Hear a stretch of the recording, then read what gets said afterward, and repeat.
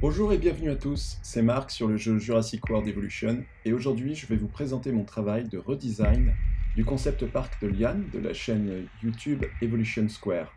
Alors j'ai adoré de ce qu'elle a fait de son parc et quand je l'ai découvert j'ai été sincèrement impressionné, mais malgré tout il y avait des détails que j'aurais aimé pouvoir changer. Du coup je me suis amusé à refaire un parc à partir du sien, mais sans que ce soit non plus un copycat. Alors, je vous ai mis dans la description le lien de sa chaîne et de la vidéo où elle fait le tour de son parc. Vous pourrez ainsi comparer nos deux versions et au passage, je vous encourage aussi à vous abonner à sa chaîne parce que ce qu'elle fait est tout simplement génial. À l'arrivée, nos deux versions, même si elles se ressemblent, ont pas mal de différences et c'est justement ça qui rend l'exercice intéressant. Donc maintenant, je vous propose de faire un tour rapide de mon parc. Évidemment, je suis reparti de son idée de base de la boussole. J'ai donc utilisé à peu près le même motif, même si ma version est plus petite que la sienne. La disposition des bâtiments principaux est différente, puisque j'ai choisi de placer ma volière au centre de la boussole. C'est le bâtiment le plus haut et on peut le voir d'à peu près partout sur la carte. Donc ça me semblait important de pouvoir l'utiliser comme point de repère. L'arrivée ne se fait donc plus au centre comme chez elle, mais sur le côté, et autre différence notable, j'ai électrifié tout le parc. Je ne vous cache pas qu'avec son design, ça a été sacrément compliqué pour avoir un minimum de câbles apparents, mais je suis assez content du résultat. Alors comme elle aussi, j'ai 4 parcours de visite, et j'ai réservé l'un d'entre eux pour faire le tour, ce qui fait que les parcours vont pouvoir se croiser entre eux, et c'est assez sympa. J'ai aussi des biomes spécifiques pour chaque visite avec de la savane, de la jungle, du marécage, de la forêt de montagne. Bref, même si tout ça semble assez similaire entre nos deux versions, vous allez voir que nous avons deux styles d'aménagement parfois assez éloignés. Donc maintenant on va pouvoir démarrer la visite. Et c'est le Jurassic Tour, et il fait le tour de tout le parc.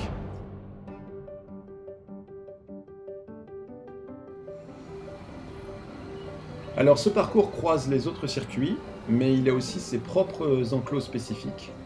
La plupart des animaux sont en semi-liberté, comme les Strutiominus et les Nodosaurus qui sont logiquement ici, mais qu'on ne voit pas. Bon, ils doivent se cacher. Mais j'ai gardé les carnivores dans des enclos séparés qu'on pourra longer mais pas traverser.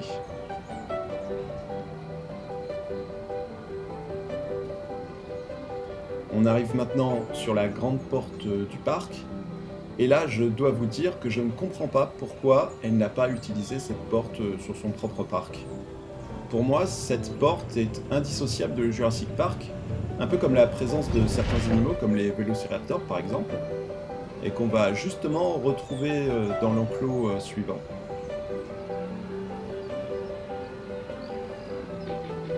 Alors, j'ai utilisé leur enclos de confinement pour ma mise en scène. Je trouve que ça donne un côté un peu plus dramatique à la visite.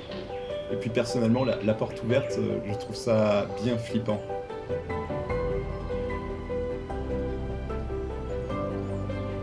Donc on a 6 raptors ici. On les aperçoit au fond, je ne sais pas si on pourra les voir près de la clôture. J'ai essayé de faire cohabiter un autre groupe de raptors avec un tyrannosaure sur le parc, mais elle n'était pas vraiment d'accord et du coup la collaboration n'a pas vraiment fonctionné.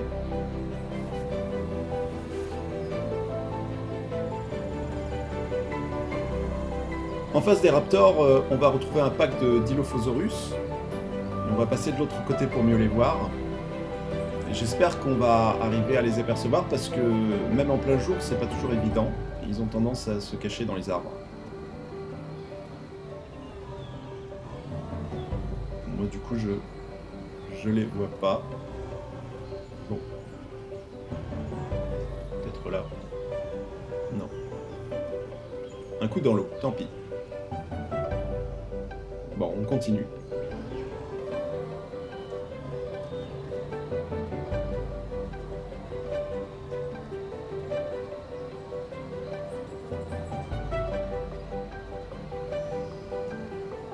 Maintenant, on va changer d'ambiance et croiser le second circuit qui est inspiré de la savane.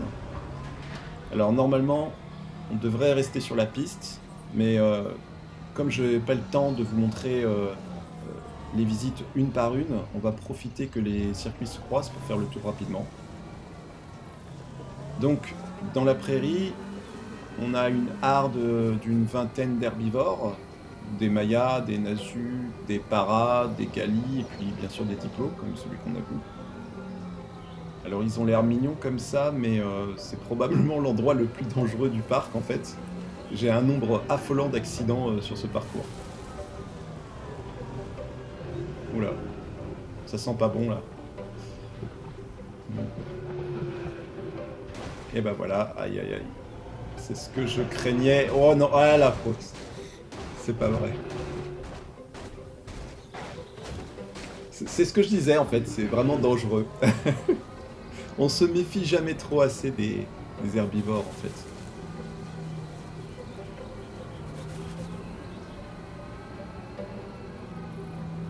Donc on va croiser la gare du circuit et ensuite on va passer par l'enclos des Compsognathus. Voilà la gare.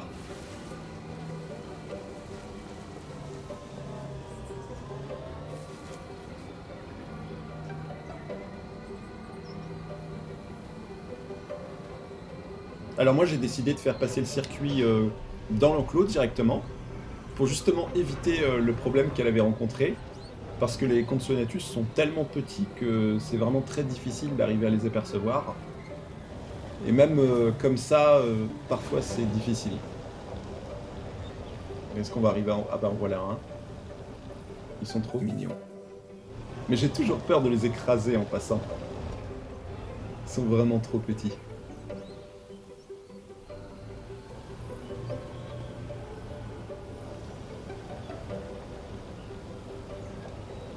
Ok, on va passer. On double, éviter de perdre du temps. Voilà. Donc on va retourner sur la plaine et pouvoir, si on a de la chance, s'approcher des animaux d'un peu plus près.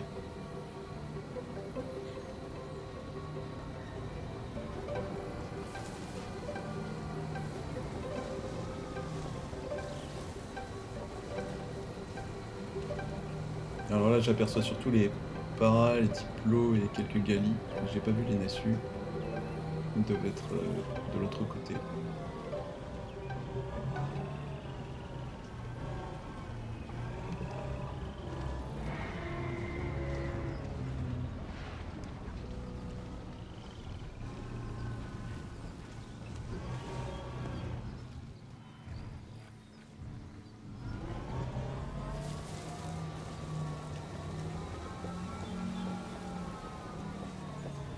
Donc maintenant, on va récupérer notre chemin et reprendre le cours de la visite qui, normalement, je le rappelle, ne passe pas à l'intérieur, mais se contente de longer la prairie. Et comme je vous le disais tout à l'heure, ce circuit compte ses propres enclos, comme celui-ci, où on va retrouver un Polacanthus, pardon, et un couple de Sauropeltas. Ils sont sur la gauche.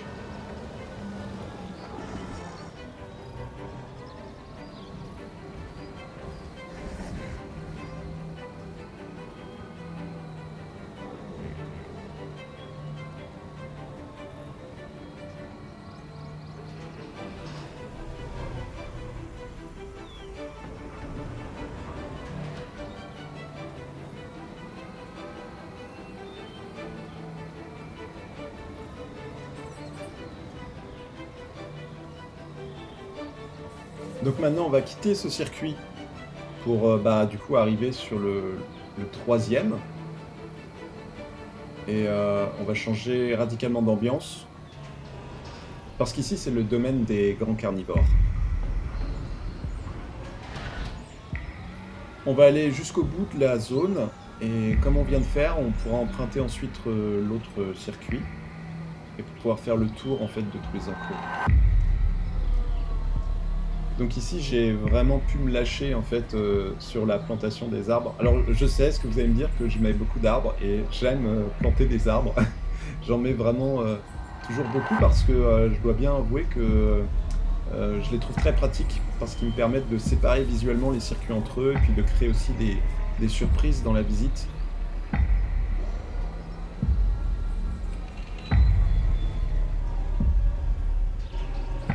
Donc ici nous arrivons sur l'enclos du tyrannosaure. Alors j'espère qu'elle va être de ce côté parce qu'elle a beaucoup d'espace et que c'est assez difficile de prévoir où elle sera quand on va passer. Et je la vois pas. Donc bah tant pis, continuons. À côté ce sont 2 gigas et elles par contre elles sont souvent de ce côté-ci. D'ailleurs je les vois qui arrivent en courant vers nous.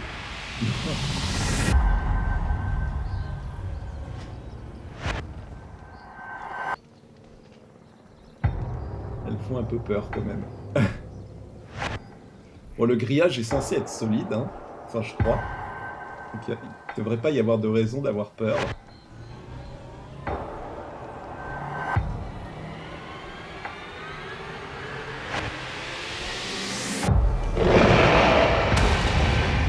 On va continuer, hein. Donc elles sont pas censées être seules en fait dans l'enclos. Il y a aussi un groupe de Deinonychus, mais c'est pareil, eux c'est difficile en fait de les apercevoir. L'enclos est assez grand, ils sont plutôt petits et ils ont tendance à vouloir fuir les gigas, donc à se cacher. Et là maintenant on va longer le paddock des spinosaures. Oula, il vaut mieux que je reste au milieu de la route, hein. C'est pas tellement l'endroit idéal pour avoir un accident de voiture. Ah, je crois que je les ai entendus. Ils sont de l'autre côté, on va faire le tour.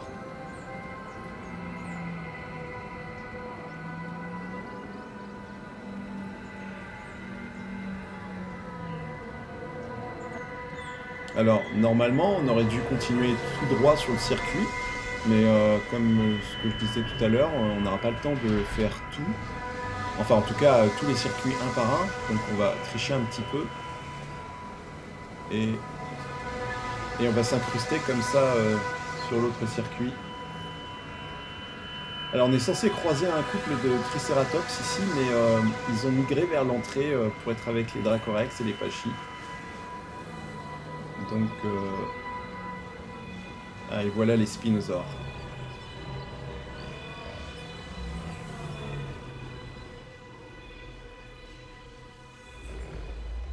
Magnifique.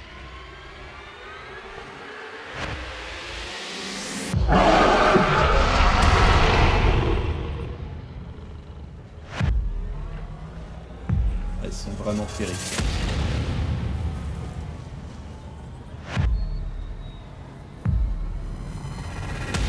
Là, on repasse devant l'enclos des gigas.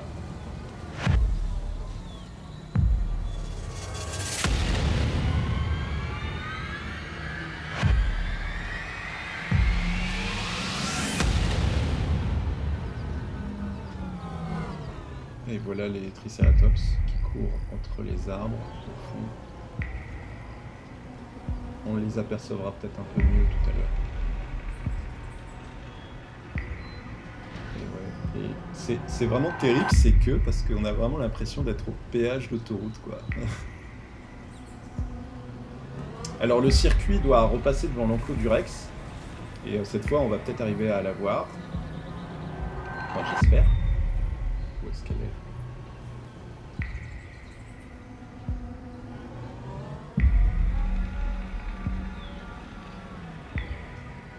J'arrive pas à la voir. L'enclos est quand même assez grand, du coup ça peut arriver qu'en fait elle soit pas du tout de ce côté-là ou de l'autre côté, et c'est pas toujours évident de la croiser. Même s'il y a une sacrée longueur de clôture.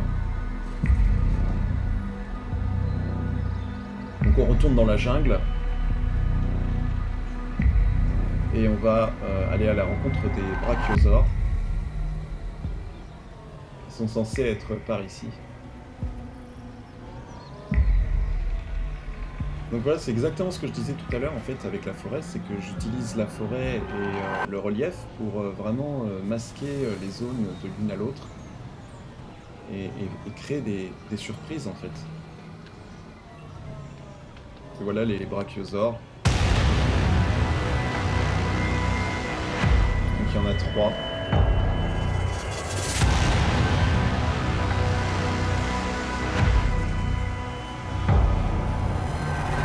Ça me paraît un peu tendu. Je sais pas si on va arriver à passer. On va essayer. Ok, est-ce que ça passe? Et non, trop tard.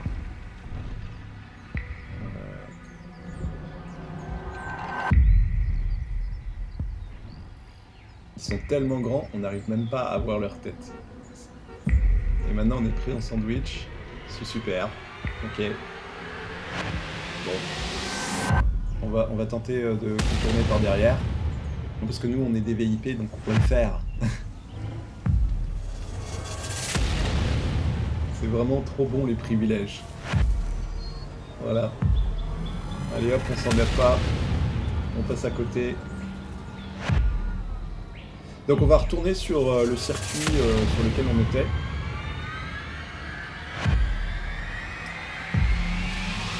Et aborder la suite de la visite.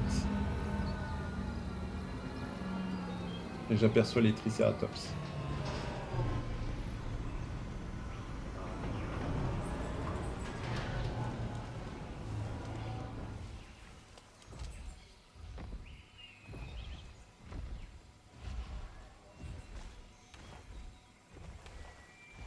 Ok. Par contre, j'ai pas vu les Dracorex ni les Pachy. C'est un peu bizarre parce que d'habitude on voit que les Triceratops ont tendance plutôt à se cacher, mais là, bon, c'est étrange.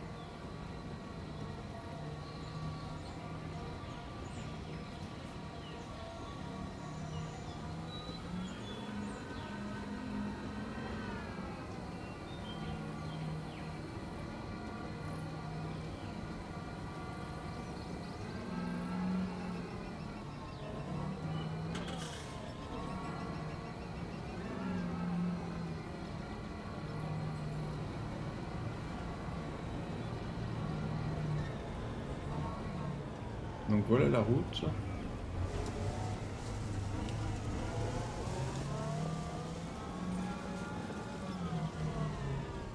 Personne à gauche, on peut y aller. Donc c'est reparti, direction le dernier circuit qui va changer de biome encore une fois. Et dans lequel on va retrouver une harde d'une petite vingtaine d'animaux.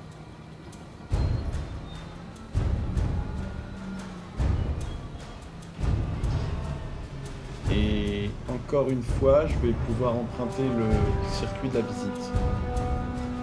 Voilà, hop, je quitte la route et je prends l'autre.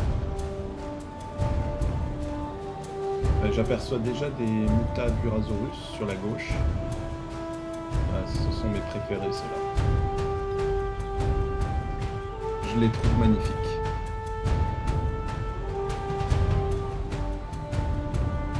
Ok. J'essaye de doubler là. Pardon, on devrait passer. On peut passer. Voilà, merci beaucoup. Ok, hop, on est passé, on est revenu sur la route, on continue. Du coup, on va repasser sur la gare d'arrivée et on va reprendre le début de la visite. Donc ici c'est plutôt ambiance montagneuse.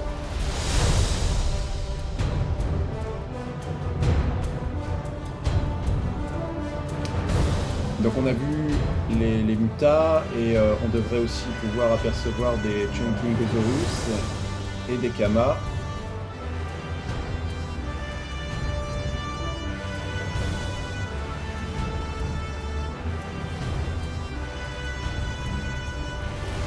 Bah voilà, qui sont de ce côté, et forcément ça crée un bouchon. Donc voilà les Kamas. Ils sont tous les trois ici, et il y a même des Chunkingosaurus. Voilà. Alors je me méfie toujours d'eux. parce que les Chunkingosaurus sont assez joueurs, ils ont tendance en fait à foncer dans les voitures de façon un peu imprévisible. Et ils font beaucoup de dégâts. Voilà. Je pense que ça va mal finir. Donc on va laisser les autres visiteurs continuer leur visite et nous allons reprendre notre chemin. La visite est presque terminée. Il nous reste encore un tout dernier enclos à traverser, celui des Struti et des Nodo qu'on n'a pas réussi à voir au départ tout à l'heure, mais qui seront peut-être là cette fois-ci.